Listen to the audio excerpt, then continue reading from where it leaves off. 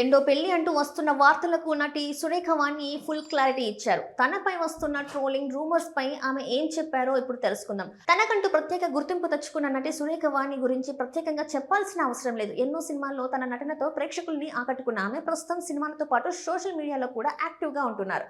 కొంతకాలంగా తెలుగు సినిమాలకు కాస్త దూరంగా ఉన్న సురేఖ వాణి తమిళ చిత్రాలపై కూడా దృష్టి పెడుతున్నారు. ప్రస్తుతం నీరం అనే క్రైమ్ థ్రిల్లర్ సినిమాలో ఆమె కీలక పాత్రలో నటిస్తున్నారు. ఈ సినిమా ట్రైలర్ లాంచ్ కార్యక్రమంలో పాల్గొన్న సమయంలో తన వ్యక్తిగత జీవితంపై వస్తున్న వార్తలపై ఆమె స్పందించారు. ఇటీవల కాలంలో సురేఖ వాణి రెండో పెళ్లి చేసుకోబోతున్నారంటూ సోషల్ మీడియాలో పలు రకాల ప్రచారాలు జరిగాయి. ఈ వార్తపై మీడియా ప్రశ్నించగా ఆమె స్పష్టమైన సమాధానం ఇచ్చారు. తనకు రెండో పెళ్లి చేసుకునే ఆలోచన లేదని, అలాంటి నిర్ణయం తీసుకోవాలంటే ఇప్పటి వరకు ఆగాల్సిన అవసరం ఉండేది కాదని తెలిపారు.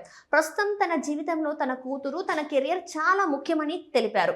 అంతేకాదు తన పెళ్లి గురించి గతంలోనే ఎన్నో ఊహాగానాలు వచ్చాయని, కొన్నిసార్లు మీడియానే వార్తలు సృష్టించిందని సరదాగా వ్యాఖ్యానించారు. ఒక సోషల్ మీడియాలో వచ్చే ట్రోలింగ్ పై కూడా సురేఖ వాణి స్పందించారు.